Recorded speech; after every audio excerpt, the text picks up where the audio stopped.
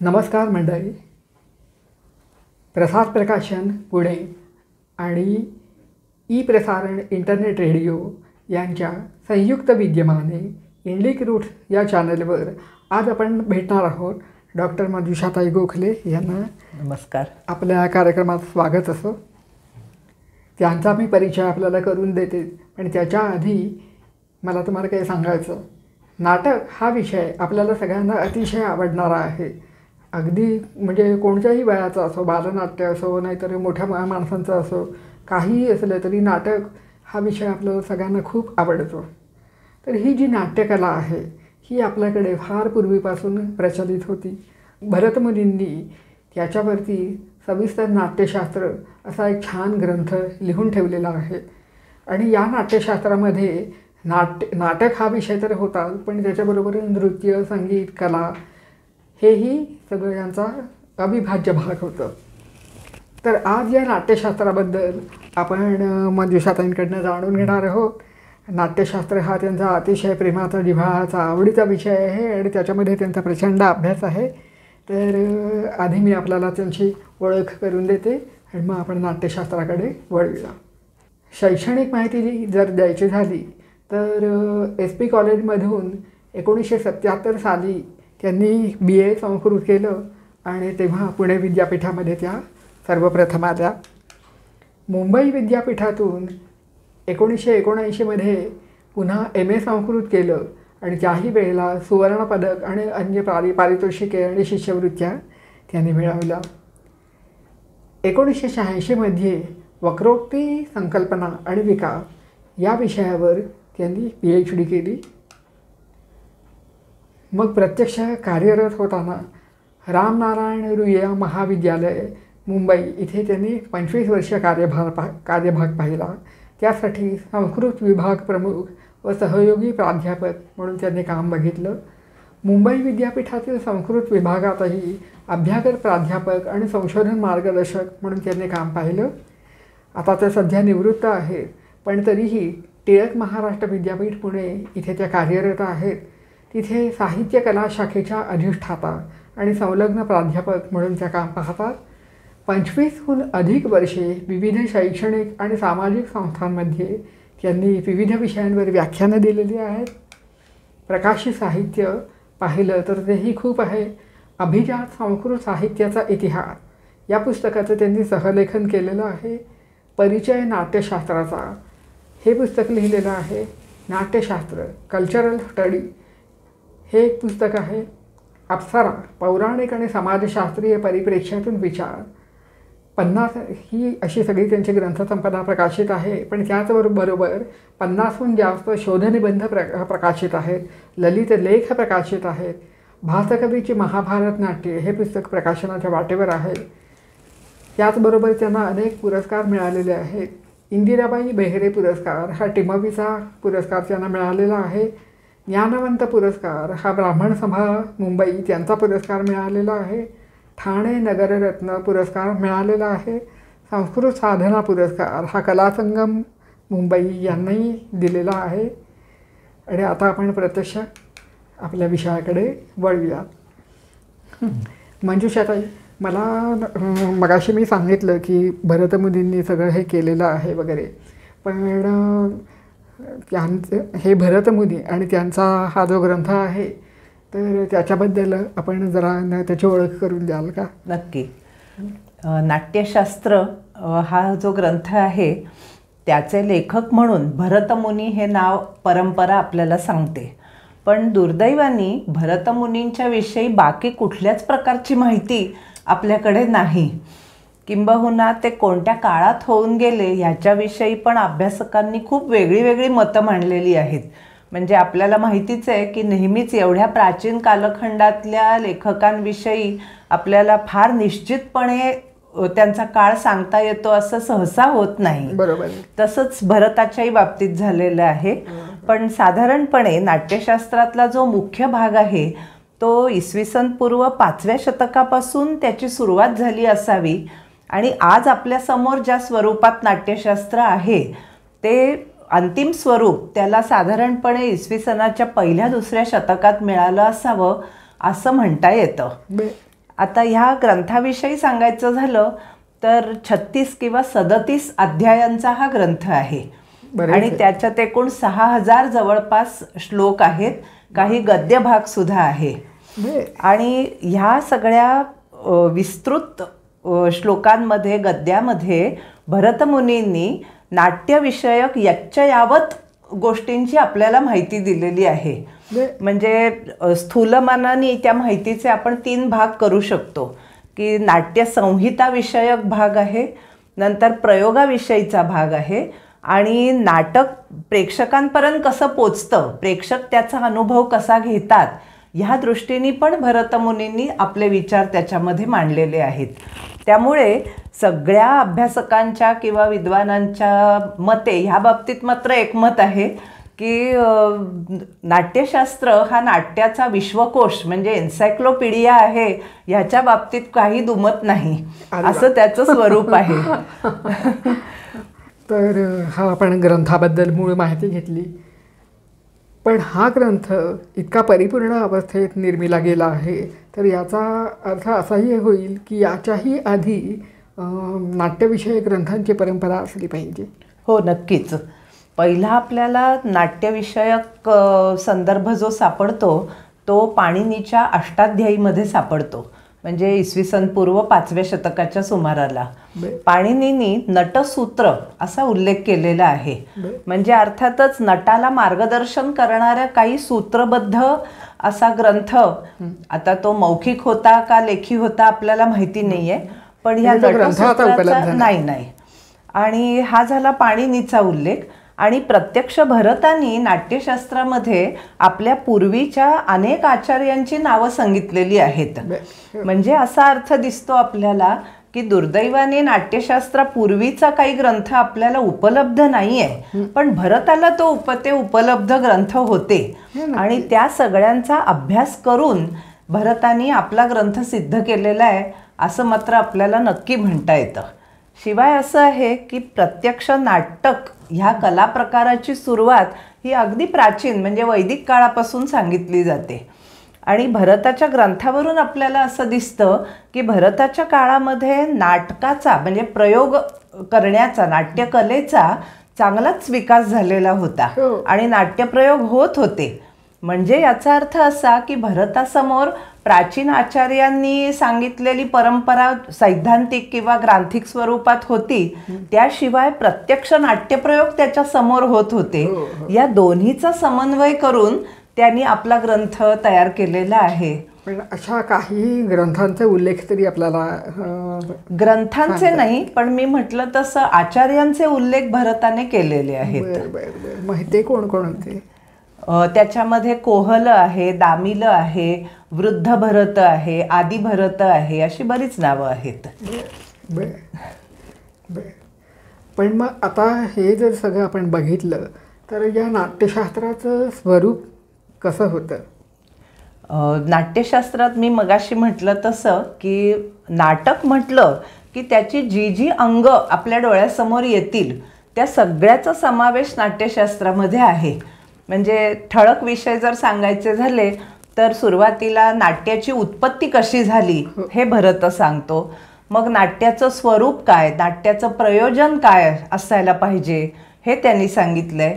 नाट्यगृह कसं बांधायचं त्याची चर्चा केलेली आहे. नंतर नाटक प्रत्यक्ष सुरू होण्यापूर्वी पूर्वरंग नावाचा जो भाग सादर केला जात असे त्याची माहिती आहे. मग नाट्याचे वेगळे वेगळे प्रकार म्हणजे 10 प्रकार त्यांनी सांगितलेले आहेत. मग हे नाटक किंवा नाट्यकथा म्हणजे प्लॉट आपण ज्याला म्हणतो त्याची रचना कशी करायची ते भरत सांगतो. नंतर नाट्यप्रयोग करत असताना तो कोणत्या पद्धतीने करायचा हे सांगताना भरतांनी वृत्ती आणि प्रवृत्ती असे 2 महत्त्वाचे भाग सांगितलेले आहेत. नाटकामध्ये अभिनय हा तर प्राण आहे नाटकाचा. मग अभिनयाचे 4 प्रकार, अभिनयाच्या वेगवेगळ्या शैली, अर्थात अभिनयामध्ये नृत्य आणि संगीत हे खूप मोठ्या प्रमाणावर आहे. त्यामुळे संपूर्ण भारतीय नृत्यशास्त्राचा पायाच आपल्याला म्हणता येईल नाट्यशास्त्राला. म्हणजे ते फक्त नाट्यविषयक सांगून थांबत नाही, तर ते नृत्यासंबंधी भरपूर माहिती आपल्याला देतं. तसंच संगीताविषयी पुष्कळ माहिती नाट्यशास्त्रामध्ये आलेली आहे, वाद्यांविषयी आलेली आहे. सगळ्यात महत्त्वाची गोष्ट म्हणजे रस. कारण प्रेक्षक जेव्हा नाटक पाहत असतो तेव्हा तो आस्वाद घेतो, त्यामुळे त्याला आनंद मिळतो. मग तो आस्वाद कशाचा घेणार, तर तो रसाचा आस्वाद घेतो. मग रस म्हणजे काय, तो कशा पद्धतीने नाटकामध्ये विकसित होतो, त्याचा अनुभव प्रेक्षक कसा घेतात याचं विवेचन भरतानी केलेलं आहे. इतकंच नाही तर नाट्यस्पर्धा त्या काळात ज्या होत असत, मग त्या स्पर्धांना परीक्षक कोणत्या प्रकारचे असले पाहिजेत, प्रेक्षकांचे गुणदोष काय असतात, नाट्याचार्य म्हणजे आपण आज त्याला निर्माता म्हणू, दिग्दर्शक म्हणू, त्याचे गुणविशेष काय असले पाहिजेत, अशा बऱ्याच गोष्टी. म्हणजे म्हणून मी म्हटलं की नाटक म्हटलं की आपल्या डोळ्यासमोर जे काही सगळं येतं ते सगळं नाट्यशास्त्रात आहे. म्हणजे जर थोडक्यात म्हणायचं तर व्यासोच्छिष्टम जगत सर्वम असं महाभारताच्या बाबतीत म्हटलं जातं, तसं भरतोच्छिष्टम नाट्यम सर्वम असं म्हणायला काही हरकत नाही. खरंच येतं अगदी. म्हणजे हे बघितलं ऐकलं तर खरंच हे होतं. पण म्हणजे खरं म्हणजे आताच्या नाट्यशास्त्रापेक्षाही ते बरंच पुढे गेलेलं होतं. कारण त्याच्यामध्ये असं मला वाटतं, म्हणजे कारण त्याच्यामध्ये नृत्य आणि संगीत हे पण त्याच्यामध्येच समाविष्ट होतं. त्याच्यामुळे आताच्यापेक्षाही त्याची व्याप्ती खूप मोठी आहे. म्हणजे फक्त नाटककारासाठी लिहिलं आहे असं नाही, फक्त दिग्दर्शकासाठी आहे असं नाही, तर नाटक लिहिणाऱ्यापासून ते प्रत्यक्षात नाटक सादर करणाऱ्या नटांपर्यंत, अगदी मग त्याच्यात आज आपण ज्याला बॅकस्टेज आर्टिस्ट म्हणून ओळखतो त्यांनी त्यांची कामं कशी करायची आहेत, काय काय कामं नाटकाच्या बॅकड्रॉपला करायची असतात, या सगळ्या गोष्टीसुद्धा भरतानी सांगितलेल्या आहेत. इतकंच नाही तर आता नाटक म्हटलं की त्याचा विषय कुठलाही असू शकतो. मग विषयाप्रमाणे त्याच्यामध्ये त्याचं नेपथ्य बदलेल, संगीत बदलेल, ह्याही सगळ्याची माहिती. म्हणून भरतानी असं म्हटलेलंच आहे की जगामध्ये जे जे काही शास्त्र आहेत, कला आहेत, उद्योग आहेत, त्या सगळ्याचा तुम्हाला उपयोग नाटकामध्ये होणार आहे. म्हणजे नाट्याला अविषय असं काही नाहीच. कुठलीही गोष्ट नाट्याच्या उपयोगाला येऊच शकते. इतकं सर्वसमावेशक त्याचं स्वरूप आहे. बरोबर आहे, अगदी बरोबर आहे. पण मग आता भरतांनी जी नाट्याची उत्पत्ती कशी झाली ती कथा सांगितली आहे, तर ती कथा आम्हाला ऐकायची होती. आणि त्या कथेतून समोर कोणत्या महत्त्वाच्या गोष्टी येतात ते पण आम्हाला ऐकण्यामध्ये रस आहे. नक्की. पहिल्याच अध्यायामध्ये नाट्य निर्माण कसं झालं ते भरतांनी सांगितलंय की सत्ययुग होतं तेव्हा सगळे लोक अगदी सत्याला, नीतीला धरून वागत होते. पण नंतर त्रेतायुग सुरू झालं आणि लोकांचं वर्तन बदललं. आता लोक षड्रिपूंच्या आहारी जायला लागले. मग भांडणं, तंटे, ताणतणाव, वादविवाद हे सगळं सुरू झालं आणि लोकांचं मनस्वास्थ्य हरवलं. त्याच्यामुळे त्यांना फार ह्या सगळ्या कटकटींना तोंड द्यायची वेळ आली. अशा परिस्थितीत देवांनी असा विचार केला की लोकांचं ज्याच्यामुळे मनोरंजन होईल आणि लोकांना त्यांचे हे दैनंदिन व्याप ताप विसरता येतील असं काहीतरी पाहिजे आपल्याला, करमणुकीचं साधन. सगळे देव ब्रह्मदेवाकडे गेले. आपल्याला तर माहिती आहे की आपल्याकडे परंपरेत प्रत्येक गोष्टीच्या निर्मितीचं श्रेय हे ब्रह्मदेवाला दिलं जातं. तर देवांनी त्यांना सांगितलं की आम्हाला एक क्रीडनीयक म्हणजे खेळणं पाहिजे. क्रीडनीयकम इच्छामहा. कसं खेळणं पाहिजे, तर ते दृश्य पण पाहिजे आणि श्राव्य पण पाहिजे. म्हणजे डोळ्यांनी त्याचा आनंद घेता आला पाहिजे आणि कानांनी पण घेता आला पाहिजे. मग ब्रह्मदेव म्हणाले ठीक आहे. आणि मग ब्रह्मदेवानी नाट्यवेदाची निर्मिती केली. असं म्हणतात की 36,000 श्लोकांचा हा नाट्यवेद ब्रह्मदेवाने निर्माण केला. मग तो नाट्यवेद देवांनी भरताकडे सुपूर्त केला. आणि मग भरतानी त्या 36,000 श्लोकांचं संकलन करून एक 6,000 श्लोकांची संहिता म्हणजे आजचं नाट्यशास्त्र जे आहे ते तयार केलं. आणि त्यानुसार पहिले नाट्यप्रयोग त्यांनी देवांच्या पुढे सादर केले. आता ही सगळी जी कथा आहे त्याच्यातनं खूप महत्त्वाच्या गोष्टी समोर येतात. एक म्हणजे खेळण्याची आवश्यकता. म्हणजे आपल्याला माहिती आहे की कुठल्याही लहानापासून वृद्धांपर्यंत प्रत्येकाला मनोरंजनाचं साधन म्हणून काहीतरी खेळणं आवश्यक असतं. अगदी. मग ते बैठे असतील, कसेही प्रकारचे खेळ असतील. तसं नाट्य किंवा नाटक हा खेळ आहे, ही गोष्ट महत्त्वाची आहे. कारण हा खेळणं काय करतं, तर खेळणं आपलं मनोरंजन करतं. त्याच्यात आपण इतके गुंगून जातो की तेवढा काळ का होईना पण आपल्या सगळ्या चिंता, त्रास, कटकटी आपण विसरून जात असतो. हा त्याचा खूप मोठा उपयोग असतो. दुसरी गोष्ट, हे खेळणं अदृक्श्राव्य आहे. कारण एखादी गोष्ट नुसती कानांनी ऐकली तरी त्याचा प्रभाव इतका पडत नाही आपल्या मनावरती. पण जी गोष्ट दृक्श्राव्य आहे ती आपल्या मनावरती प्रभाव मोठ्या प्रमाणात टाकते. आपण त्यात पूर्णपणे अगदी गुंतून जातो. म्हणजे आज सुद्धा रेडिओवर श्रुतिका ऐकणं याच्यापेक्षा दूरदर्शनवर एखादी मालिका पाहणं आणि ऐकणं ह्याच्यात जो फरक आहे तो आपल्याला परिचयाचा आहे. त्यामुळे अशा तऱ्हेचं हे क्रीडनीयक आहे की जे ऑडिओ व्हिज्युअल म्हणजे दृकश्राव्य आहे. बाकी संगीत वगैरे ह्या कला नुसत्याच श्राव्य आहेत. चित्रकला, शिल्पकला या दृश्य आहेत. पण त्या दोन्हीचा मेळ नाट्यकलेमध्ये आहे. आणखी एक गोष्ट की देव असं म्हणाले ब्रह्मदेवाला की वेद हे फक्त त्रैवर्णिकांसाठी असतात. स्त्रिया आणि शूद्रांना वेदात सांगितलेल्या गोष्टींचा काही उपयोग नाही, कारण त्यांच्या कानावर त्या पडतच नाहीत. तर आम्हाला असा नाट्यवेद हवा की जो सगळ्यांसाठी खुला आहे. म्हणजे स्त्री शूद्रांना वेदाचा अधिकार नाही वगैरे ही गोष्ट कदाचित नाट्यशास्त्राच्या काळापर्यंत दृढमूल झाली असेल, पण ही गरज जाणवलेली आहे की मनोरंजनाचा अधिकार हा सगळ्यांचा आहे, त्याच्यात वर्णभेद नाही. ही गोष्ट मला खूप महत्वाची वाटते. प्रश्नच नाही. आणि नाट्यातून जे काही उपदेश मिळणार आहे तो सुद्धा सगळ्या लोकांसाठी असायला पाहिजे. मनोरंजन आणि उपदेश दोन्ही गोष्टी सर्वांसाठी असायला पाहिजेत. बरोबर.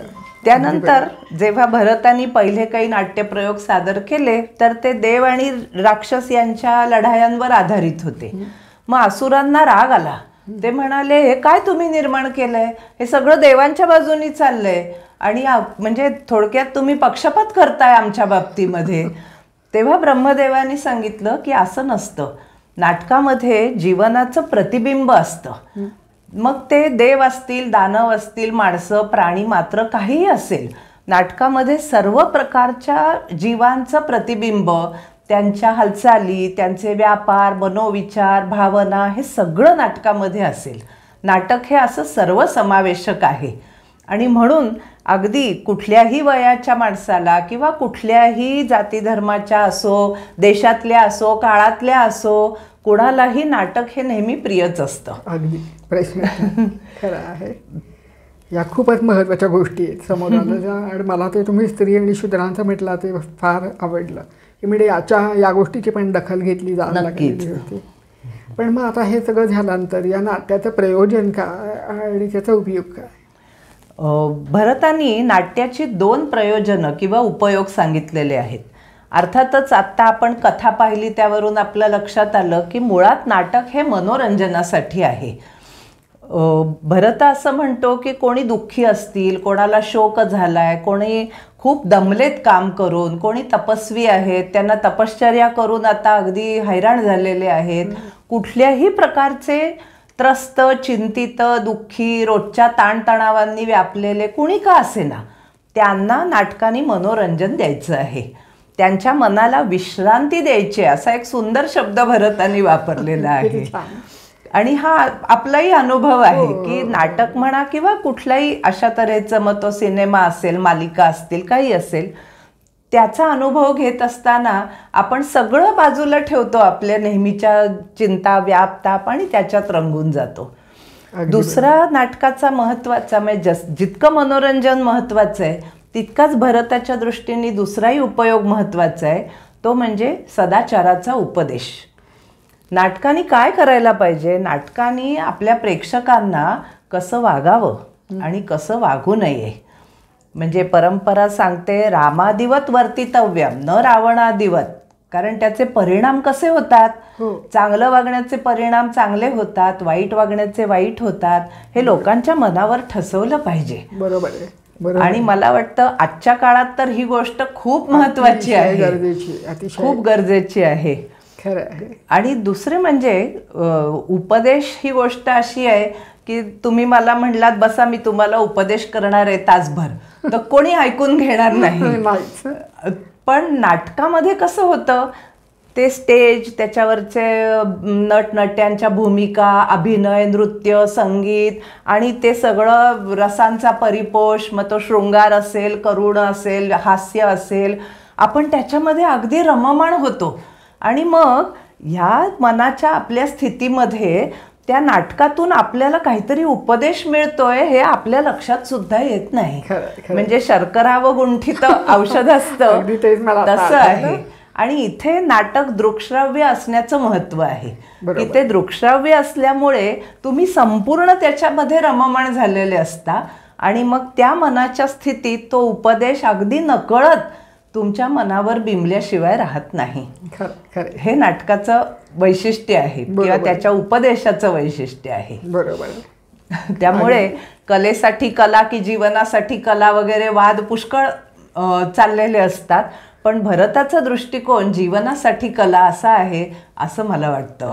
बरोबर, अगदी आणि पटणारा आहे तो. खरे. पण मग आता हे जे नाट्य जे आहे ते कसं सादर केलं जायचं, म्हणजे त्याला नाट्यगृहाची रचना कशी होती आणि मुळात ही नाट्यगृह कधीपासून दिसायला गेली? हां, भरतांनी अगदी परिपूर्ण नाट्यगृह कसं बांधायचं हे आपल्याला सांगितलेलं आहे. याचा अर्थ भरताच्या काळामध्ये अशा प्रकारची नाट्यगृह बांधली जात असावीत असं वाटतं. आता इतक्या प्राचीन काळच्या काही रचना म्हणजे इमारती आपल्याला फार उपलब्ध नाही आहेत सध्या, परंतु काही ठिकाणी देवळांचे जे सभामंडप असतात त्या ठिकाणी, म्हणजे आपण जर वेरूळला गेलो तर त्या कैलास लेण्यामध्ये एक नृत्य मंडप आहे. तशा प्रकारच्या रचना आपल्याला काही लेण्यांमध्ये सापडतात, काही डोंगरातल्या गुहांमध्ये सापडतात. त्याच्याच वरनं पुढे देवळांच्या सभामंडपामध्ये नाट्य सादर करण्यासाठी विशिष्ट पद्धतीने बांधकाम केलं जाऊ लागलं असावं असं वाटतं. पण अर्थातच इतकं परिपूर्ण नाट्यगृह प्रत्यक्षात आपल्याला उत्खननातून वगैरे मिळालेलं नाही हेही तितकंच खरं. पण तरी मी छत्तीसगडमध्ये सीताबेंगला म्हणून ठिकाण आहे, ते मी बघितले होते. तर बरंच आपल्याला कल्पना, म्हणजे शैलगुहाकार असावं नाट्यगृह, एखाद्या गुहेच्या आकाराचं, हे जे भरत म्हणतो ते आपल्याला सीताबेंगामध्ये बघायला मिळतं. म्हणजे थोडीशी तरी कल्पना येते. हो हो. फक्त ते मला उलटं वाटलं की म्हणजे आता नाटक खाली आणि प्रेक्षक असे अशी रचना आता यायला लागली, पण तेव्हा नाट्य मंच वर आणि खाली प्रेक्षक असे दिसतात आपल्याला. पण ते बघण्यासारखं आहे. पण म्हणजे आपण साधारण कारल्याचं वगैरे लेण्यात गेलो ना तर ती जी गुहेची हे असते अर्धवर्तुळाकार रचना, तशी नाट्यगृहाची असावी असं भरतांनी सांगितलंय. त्यांनी त्रिकोणी, चौरस आणि आयताकृती अशी 3 आकाराची नाट्यगृह सांगितली आहेत. त्यांच्या वेगवेगळे म्हणजे लहान, मध्यम, विशाल असे प्रकारही सांगितलेले आहेत. अगदी म्हणजे त्याच्या इंजिनिअरिंग कन्स्ट्रक्शनपासून म्हणजे सिव्हिल इंजिनिअरिंगपासून त्यांनी सगळं सांगितलेलं आहे. पण मला एक गोष्ट खूप महत्त्वाची आणि मुद्दाम सांगावीशी वाटते की नाट्यगृह बांधत असताना अशा तऱ्हेने बांधावं की जेणेकरून सगळ्या प्रेक्षकांना, म्हणजे पहिल्या रांगेपासून शेवटच्या आपण ज्याला पिटातले प्रेक्षक म्हणू किंवा गॅलरीतले, त्या सगळ्या प्रेक्षकांना मंचावर काय चाललंय हे स्पष्ट दिसलं पाहिजे. आणि दुसरी गोष्ट, संवाद सगळ्या नाट्यगृहाला ऐकू गेले पाहिजेत. म्हणजे ॲकॉस्टिक्स ज्याला म्हणतात ते कशा तऱ्हेने करावं त्याच्या सूचना भरताने दिलेल्या आहेत की ज्या आपण आजही वापरतो आहोत नाट्यगृहाच्या रचनेमध्ये. हे म्हणजे अगदी आश्चर्यकारक आहे. अगदी अगदी. आणि नाट्यगृहामध्ये सुशोभित कसं करावं नाट्यगृह तेही तो सांगतो. मुळात त्याचा हेतूच हा आहे की नाटक मनोरंजन करणार आहे, तुम्हाला तुमचं दैनंदिन जीवन विसरायला लावणार आहे. मग त्या नाट्यगृहात आल्यावरच प्रेक्षकाला ती सौंदर्याची अनुभूती झाली पाहिजे आणि त्यांनी आपला सगळा व्यवहार नाट्यगृहाच्या बाहेर ठेवून तिथे रममाण झालं पाहिजे. अगदी अगदी अगदी. पण म्हणजे आता हे मी तुमच्याकडनं ऐकते तेव्हा मला असं जाणवतं की भरताचा अभ्यास तरी किती अंगाने होता. केवढा होता. खूपच आश्चर्य वाटतं आपल्याला की इतक्या बारीक सारीक गोष्टी त्याने माहीत करून घेतल्या आहेत. भले त्याने संकलित केल्या असतील पण तरी त्या सुव्यवस्थित पद्धतीने मांडल्या आहेत आणि आपल्यापर्यंत आज त्या पोचलंय, हे महत्वाचं आहे. खरं. मग अशी तुम्ही नाट्यशास्त्राबद्दल सांगत असताना म्हणाला होता की त्याच्यामध्ये काय काय आहे, तर त्याच्यामध्ये तुम्ही उल्लेख केलेला होता की पूर्वरंग आणि म्हणजे पूर्वरंगाचा उल्लेख केलेला होता. तर म्हणजे काय आणि त्याचं महत्त्व काय? हां, पूर्वरंग ही नाटकाचा हा भाग नाही आहे पण नाटकाच्या पूर्वी होणारी ही गोष्ट आहे. आणि त्याच्यामध्ये मुख्यतः 3 घटक असतात. म्हणजे पूर्वरंग हे नावच आपल्याला सांगतं की रंग म्हणजे प्रत्यक्ष रंगमंचावर सादर होणारा प्रयोग, त्याच्या अगोदर पूर्वी हे करायचं आहे. त्याचे 3 भाग आहेत. एक भाग असा की त्याच्यामध्ये सगळ्या देवतांना नमस्कार केलेला असतो आणि त्यांचे आशीर्वाद मागितलेले असतात, प्रेक्षकांचे आशीर्वाद मागितलेले असतात, रंगमंचाची पूजा असते. हा धार्मिक भाग झाला. दुसरा भाग असा आहे की धार्मिक भागाबद्दल अजून 1-2 वाक्य सांगायची झाली तर आपण मगाशी म्हटलं की दानवांना पटलं नाही भरताचे नाट्यप्रयोग आणि त्यांनी दंगा केला वगैरे. तर तेव्हापासून ही पद्धत आलेली दिसते आपल्याला की त्या नाट्यप्रयोगाच्या वेळेला इंद्राने त्याच्या ध्वजाच्या काठीने, त्याला जर्जर असं नाव आहे, त्यांनी सगळ्या ह्या असुरांना मार देऊन पिटाळून लावलं. म्हणून जर्जर म्हणून एक काठी असते यष्टी आणि तिची पूजा ह्या पूर्वरंगामध्ये केली जाते. मुख्य हेतू देवांना नमस्कार करणं, त्यांची स्तुती करणं, त्यांनी नाट्यप्रयोग शेवटपर्यंत व्यवस्थित पार पडावा यासाठी त्यांचे आशीर्वाद घेणं, हा धार्मिक भाग झाला. दुसरा भाग असा आहे की पूर्वरंगामध्ये सगळे वादक आणि गायक आपापल्या जागा घेऊन बसतात. बसल्यानंतर सगळे वादक आपली वाद्य लावतात. म्हणजे आजही मैफिलीच्या पूर्वी हा भाग आवश्यकच असतो. वाद्य सुरात लावून घेणं, तालवाद्य, बासरीसारखी वाद्य, तांत्री वाद्य ह्यांचा एकमेकाशी मेळ साधणं, ह्या ज्या सगळ्या वादनापूर्वीच्या आवश्यक गोष्टी आहेत किंवा गायकाचा सूर लागणं, ह्या सगळ्या गोष्टी पूर्वरंगामध्ये केल्या जातात. फार छान. म्हणजे ही तर अगदी कायमच आपल्याला ओळखीचीच गोष्ट आहे. आणि तिसरं त्याचं महत्त्व असं आहे की ह्या पूर्वरंगामध्ये जो सूत्रधार असतो, नाट्यप्रयोग सादर करणारा जो मुख्य व्यक्ती, म्हणजे आजच्या भाषेत आपण त्याला दिग्दर्शक म्हणू शकतो, तर हा सूत्रधार आपल्याला नाटकाचं नाव काय, कवीचं नाव काय, त्या कवीची थोडी माहिती, नाटक कशाविषयी आहे, विषय काय कथावस्तूचा, त्याची माहिती देत असतो. ही सगळी माहिती म्हणजे आज आपण पाहिलं तर नाटकाच्या अगोदर सगळी अनाउन्समेंट, उद्घोषणा होते ना, नाटकाचं नाव, लेखकाचं नाव किंवा पात्रयोजना वगैरे वगैरे, तशा पद्धतीने ही माहिती पूर्वरंगामध्ये दिली जाते. आणखी चौथी महत्त्वाची सगळ्यात गोष्ट अशी आहे की प्रेक्षक आपल्या दैनंदिन काय त्याच्या अडचणी, चिंता, विचार, भावना ते सगळं घेऊनच येणार आहे नाट्यगृहामध्ये. आणि अपेक्षा अशी आहे की त्यांनी ते सगळं विसरून जावं आणि पूर्णपणे त्यांनी समोर काय चाललंय त्याच्यात तल्लीन व्हावं. आता एका क्षणात तर मनुष्य असं सगळं काही विसरून तल्लीन झाला असं होऊ शकत नाही. त्याला काही वेळ लागतो, त्याला थोडी थोडी सुरुवात करावी लागते. ती पूर्वरंगाने होते. म्हणजे ती वाद्य वाजायला लागली, गायकांनी काही म्हणायला सुरुवात केली, त्या सूत्रधारांनी काही नर्तनाचे प्रकार करून दाखवले की आपोआप काय होतं, प्रेक्षकांचं लक्ष बाकीच्यातनं बाहेर पडतं आणि हळूहळू ते रंगमंचाकडे केंद्रित व्हायला लागतं.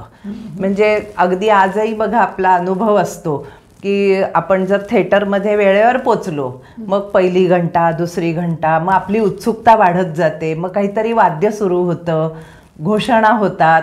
म्हणजे आपलं लक्ष हे हळूहळू त्या मंचावरती केंद्रित व्हायला लागतं. पण जर आपण उशिरा पोचलो नाटकाला किंवा सिनेमाला आणि अंधारात चाचपडत खुर्चीत धडपडत जाऊन बसलो तर पहिली काही मिनिटं समोर काय चाललंय आपल्याला कळतच नाही. म्हणजे आपलं मन तिथे एकाग्र होईपर्यंत वेळ लागतो. म्हणून हा पूर्वरंग आहे. म्हणजे त्याला धार्मिक महत्त्व आहे, संगीताच्या दृष्टीने तयारी म्हणून महत्त्व आहे आणि प्रेक्षकांच्या दृष्टीनेही फार महत्त्व आहे. अगदी.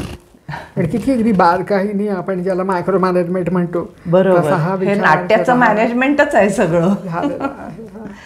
पण मग आता या नाट्याचे प्रकार तरी कोणकोणते आहे? हां, भरतानी नाट्याचे मुख्य 10 प्रकार सांगितलेत. त्याच्या व्यतिरिक्त नाटिका नावाचा एक उपप्रकारही त्यांनी सांगितलेला आहे. आता हे प्रकार पडतात कसे, तर अगदी स्थूलमानाने सांगायचं झालं तर नाटकाची कथावस्तू, त्याचा नायक आणि त्याच्यामध्ये कोणता रस महत्त्वाचा आहे, हे 3 निकष आहेत प्रकारांचे. म्हणजे उदाहरणार्थ या 10 मधला सगळ्यात लोकप्रिय प्रकार म्हणजे नाटक. नाटक हा नाट्याच्या 10 प्रकारांपैकी एक सगळ्यात पहिला आणि महत्त्वाचा आहे. म्हणून मी मगाचपासून शक्यतो बोलताना नाट्य हा शब्द वापरतेय, कारण नाटक म्हटलं की तो फक्त पहिला प्रकार होतो. पण हरकत नाही, आपण आता सामान्यपणे मराठीत नाटक असंच म्हणतो. पण नाटक हा जो पहिला प्रकार आहे त्याची कथावस्तू ही कोणत्या तरी इतिहासातल्या गोष्टींवर किंवा कथापुराणांवर, वैदिक वाङ्मयावर, अशा कोणत्या तरी प्राचीन वाङ्मयावर म्हणा किंवा परंपरेने चालत आलेल्या कथा असतील म्हणा, अशी कशावर तरी आधारित असते. म्हणजे कथेचं बीज असं कुठून तरी कवी उचलतो आणि मग स्वतःच्या प्रतिभेने ते तो फुलवतो. म्हणजे उदाहरण द्यायचं झालं तर शाकुंतलाची कथा आहे ती मुळात महाभारतातली आहे. ते बीज घेऊन कालिदासाने त्याचं अभिज्ञान शाकुंतल रचलेलं आहे. त्याच्या उलट प्रकरण नावाचा जो दुसरा प्रकार आहे त्याची कथा ही पूर्णपणे नवीन असते. म्हणजे पूर्णपणे ती कवीनी आपल्या प्रतिभेने निर्माण केलेली असते, ती कशावरच आधारित वगैरे नसते. हा एक फरक असतो या प्रकारांमध्ये. नंतर नायक वेगवेगळ्या प्रकारचे असतात. म्हणजे नाटक या प्रकारामध्ये सामान्यतः देव किंवा राजा हा नायक असतो. प्रकरण हा जो प्रकार म्हटला, म्हणजे नाटका इतकाच दुसरा एक महत्त्वाचा प्रकार आहे तो प्रकरण. त्याच्यामध्ये देव किंवा राजा कधीच नायक नसतो. त्याच्यामध्ये एखादा व्यापारी असेल, ब्राह्मण असेल, मंत्री वगैरे असेल राजाचा. म्हणजे आजच्या भाषेमध्ये समाजातल्या कुठल्याही थरातला एखादा नायक असू शकतो त्याच्यामध्ये. रसांमुळेही फरक पडतो. म्हणजे नाटक या प्रकारात साधारणपणे शृंगार हा रस महत्त्वाचा मुख्य असतो किंवा कधीकधी करुण रस आणि वीर रस हेही प्रमुख असतात. प्रकरणामध्येही शृंगार महत्त्वाचा असतो. अर्थात अनुषंगाने बाकीचे रस येतातच. त्यानंतर व्यायोगासारखा नाट्यप्रकार आहे की जिथे वीररस, रौद्ररस हे महत्त्वाचे असतात. तर अशा प्रकारे नायक, रसाचा प्रकार आणि कथावस्तू कशी आहे याच्यावरती हे प्रकार दिलेले आहेत. नाटक, प्रकरण, वीथी, भाण. भाण हा थोडासा एकपात्री ज्याला आपण म्हणतो तशा प्रकारचा नाट्यप्रकार आहे. असे वेगळे वेगळे. व्यायोग हा साधारण युद्ध, झगडा, भांडण, कलह असं दाखवणारा प्रकार आहे. मध्यम व्यायोग आहे तो भीम आणि घटोत्कचाचं युद्ध मुख्य आहे त्याच्यामध्ये. तर असे 10 प्रकार नाट्यशास्त्रात दिसतात आपल्याला. हे फारच इंटरेस्टिंग आहे. म्हणजे आता याचा अभ्यास करून आताची नाट्यकला किंवा आपण बघायला लागलो तर पुष्कळ त्याच्यातनं काहीतरी. हो. म्हणजे आपल्या मराठी रंगभूमीवरची जी संगीत नाटकं होती पहिली ती बऱ्यापैकी नाटकं या प्रकारची होती. म्हणजे त्याच्यात देव किंवा राजा, आता कृष्णावर आधारित नाटकं होती, राजांवर आधारित होती. आणि प्रकरण हा जो भरतानी सांगितलेला प्रकार आहे त्याला आपण आज सामाजिक नाटक असं म्हणू शकतो. किंवा काही नाटकं ही संवादांवरती तोलून धरलेली असतात. त्याच्यात घटना किंवा क्रिया, ॲक्शन खूप नसते, पण संवादांवरच अख्खं नाटक असतं. किंवा एखादं नाटक हे त्याच्यात सतत काहीतरी घडत असतं. असे जे आपण आज नाटकाचे वेगवेगळे प्रकार पाहतो आहोत तर तेच साधारणपणे आपल्याला या 10 प्रकारांमध्ये विभागलेले आहेत असं लक्षात येतं. बरोबर. आपण जी संस्कृत नाटकांची जी योजना केलेली होती त्या पुस्तकाचं मला नाव नाही आठवत, पण त्यातले जे घटक जे होते ते फार इंटरेस्टिंग होते आहेत. म्हणजे लोभ, मोह, काम, क्रोध हेच त्या नाटकाचे नायक नायिका आहेत. हो, प्रबोध चंद्रोदय नाटकाबद्दल तुम्ही बोलताय. बरोबर, आठवलं मला ते प्रसाद प्रकाशन कल्पना फार अगदी अगदी अगदी की म्हणजे हे षड्रिपूत त्या नाटकाचे नायक अगदी नाटकातल्या पात्र आहेत ती. आणि फारच म्हणजे आजच्या परिस्थितीलाही ते जवळचं वाटेल अशा प्रकारचं नाटक आहे. पण मग आता ही जी नाट्यकथा आहे तर ही बांधली कशी जाते त्याच्याबद्दल भरताने काय सांगितलेलं आहे? पुष्कळ त्यांनी मार्गदर्शन खूप केलेलं आहे. भरताचा मुख्य मुद्दा असा आहे की जसं आपण एखादं बी पेरतो, म्हणजे आंब्याची कोय लावली आणि त्याची निगराणी केली, मग त्याला अंकुर आला, मग त्याला 2 पानं फुटली, मग आणखीन त्याचा विस्तार झाला, ते रोप झालं, मग त्याचं झाड झालं, मग वृक्ष झाला, मग फांद्या अनेकानेक फुटल्या, त्याला फळं आली शेवटी. तिथपर्यंत आपण जाणार. तसं त्या विशिष्ट नाट्यवस्तूमध्ये काय फळ मिळणार आहे नाटकाच्या शेवटी नायकाला? नायक कोण? की जो नाट्यवस्तूला पुढे नेतो आणि नाट्यवस्तूच्या शेवटी ज्याला फलप्राप्ती होते तो नायक. मग ते फळ काय मिळणार आहे त्याचा विचार करून मला जर आंबे हवे असतील तर मला आंब्याचं बी लावायला पाहिजे. तसं नाटकाच्या सुरुवातीला बीजारोपण करायचं असतं फळ लक्षात घेऊन. त्याला तो आरंभ असं म्हणतो. आरंभ या अवस्थेमध्ये नाटकाचं बीज रोवायचं. म्हणजे नायकाला काहीतरी समोर येतं की हां, हे आपल्याला मिळवण्यासारखी गोष्ट आहे. काय मिळवायचं आहे हे त्याच्या लक्षात येतं. मग त्याला त्या वस्तूविषयी म्हणा किंवा ते जे काय ध्येय त्याच्या समोर आलेलं आहे त्याच्याविषयी त्याला कुतूहल वाटायला लागतं. मग तो त्याची आणखीन माहिती घेतो, त्याच्या मागे लागतो. मग ते मिळवण्याची त्याला आणखीन जिज्ञासा निर्माण होते किंवा त्याला प्रेरणा होते की नाही मला हे मिळवायचं आहे. मग तो त्या दृष्टीने प्रयत्न करायला सुरुवात करतो. आरंभानंतर प्रयत्न हा भाग आहे. मग त्या प्रयत्नामध्ये काही वेळा त्याला काही गोष्टी उपकारक ठरतात. मग त्याला असं वाटतं की हां, आता आपण आपल्या मार्गावर बरोबर चाललो आहे, म्हणजे प्रगती होती आहे. पण सारखी प्रगतीच होते असं पण नाही, कधी कधी अडथळे येतात. मग त्या अडथळ्यांचा सामना करावा लागतो, त्यातनं त्याला बाहेर पडावं लागतं. मग ही एक अवस्था असते. कुठलंही तुम्ही ध्येय कुठलंही घ्या, या अवस्था त्याच्यामध्ये येणारच आहेत. मग हळूहळू अडथळे दूर होतात आणि ती फलप्राप्ती जवळ यायला लागते. आणि मग अखेरीला सगळ्या बाकी अडचणींचा परिहार होतो, सगळ्या अनुकूल गोष्टी घडतात आणि ती फलप्राप्ती होते. हा जो बीजापासून फळापर्यंतचा प्रवास आहे तो बांधायचा कसा हे भरतांनी सांगितलेलं आहे. किती सुंदर कल्पना आहे. मग त्याच्यामध्ये एक मुख्य कथानक असतं आणि अर्थातच हा सगळा म्हणजे नाट्यशास्त्र किती का जुनं असे ना, हा सगळा आजही आपल्या अनुभवाचा भाग आहे. ती एक मुख्य कथानक आहे आणि त्याला पूरक अशी उपकथानकं आहेत. आणि ही उपकथानकं त्या मुख्य कथेला पुढे पुढे नेत असतात. त्या मुख्य कथेवर उपकारक ती ठरतात आणि शेवटी त्या मग उपकथानकांमध्येही नायक नायिका म्हणजे ज्याला आपण उपनायक किंवा उपनायिका म्हणू ते असू शकतात. हा सगळ्या गोष्टींची मोठ बांधायची, ती बांधत असताना एक फार सुंदर उपमा भरतांनी दिली आहे. तो म्हणतो नाट्यवस्तूची किंवा कथानकाची रचना ही गोपुच्छाग्राप्रमाणे असली पाहिजे. म्हणजे गायीच्या शेपटाचा जो टोकाचा भाग आहे गोपुच्छ अग्र, म्हणजे कसं तर शेपटाला अनेक केस असतात पण त्या सगळ्या केसांचा मिळून शेवटी असं एक टोक तयार होतं बघा. गायीचं शेपूट डोळ्यासमोर आणा म्हणजे लक्षात येतं. तसं एका बीजापासून सुरुवात होते त्याचा विस्तार होतो, उपकथानकं येतात, वेगवेगळ्या गोष्टी येतात, पण तो विस्तार शेवटी असा तो एकाच ध्येयाकडे जायला हवाय, एकाग्र व्हायला हवा आहे. म्हणजे आपण ज्याला म्हणतो की सगळा फापट पसारा नंतर तो बांधून त्याला एकलक्ष करायचं असतं, ते करायला भरताने सांगितलेलं आहे.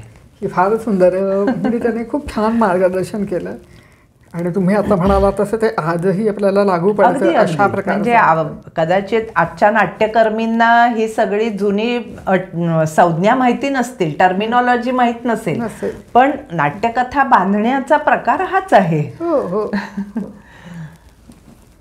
मगाशी हे सगळं बघितलं तर आता मगाशी तुम्ही एक जो उल्लेख केलेला होता तर त्याच्यामध्ये तुम्ही वृत्ती प्रवृत्ती असं काहीतरी म्हणाला होता, म्हणजे काय आणि त्याचा या नाट्यशास्त्रामध्ये काय कसं?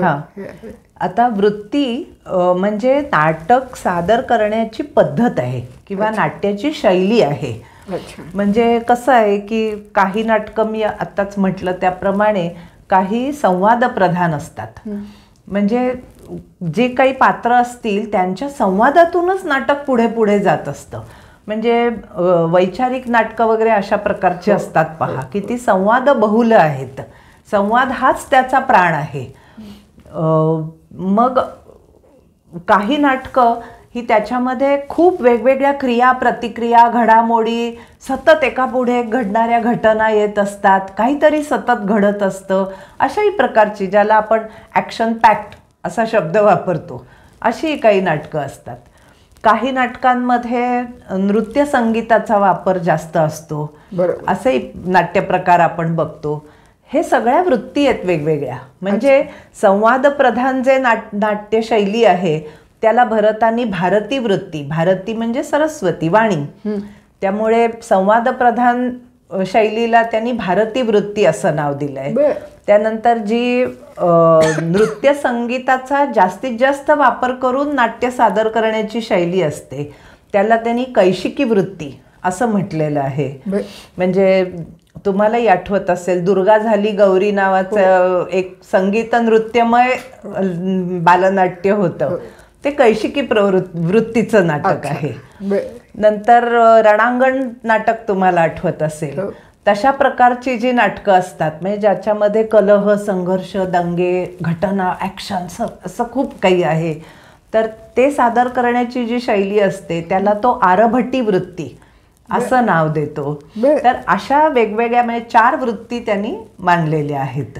म्हणजे थोडक्यात नाट्यवस्तू काय आहेत, कथा काय आहे, त्याप्रमाणे दिग्दर्शक ठरवणार आहे ना की हे कोणत्या शैलीने सादर करायचं आहे. त्या ह्या वृत्ती आहेत. प्रवृत्ती हा जो भाग आहे तो जास्त करून वेशभूषा केशभूषा यांच्याशी संबंधित आहे. म्हणजे आज ज्याला आपण रंगभूषा म्हणतो त्याच्याशी संबंधित आहे.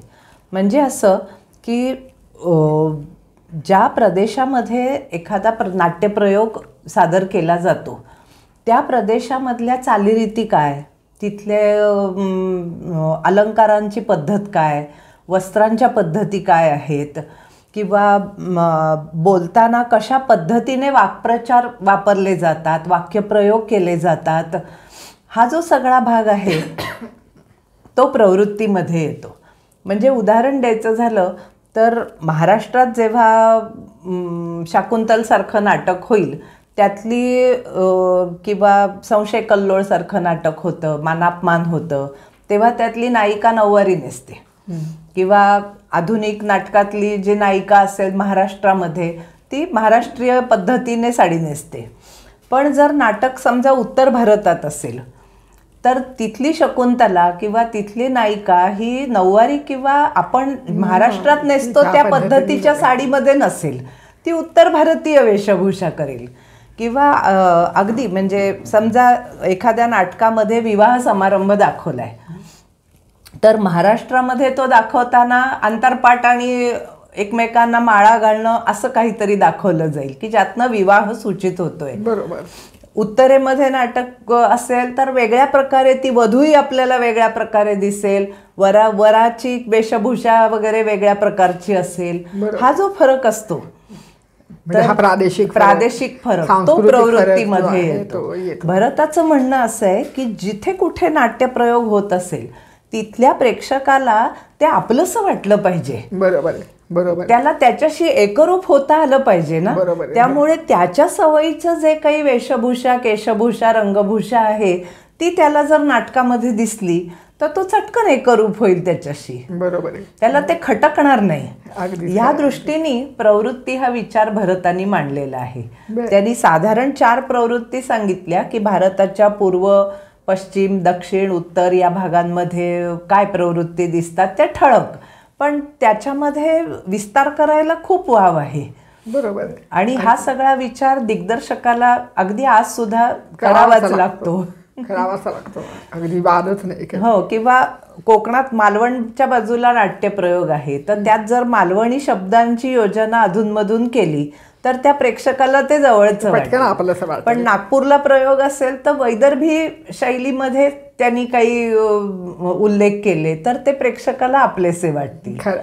याला प्रवृत्ती असं म्हणतात. म्हणजे अगदी अतिशय आवश्यक असा हा विचार नाट्यशास्त्रामध्ये कुठलाही आजही केला जायला पाहिजे असा हा भाग आहे. तर मंडळी, अशा रीतीने आपण पहिल्या भागाच्या अखेरीस आलो आहोत आणि पुढच्या भागामध्ये मी लवकरच तुमचं स्वागत करते.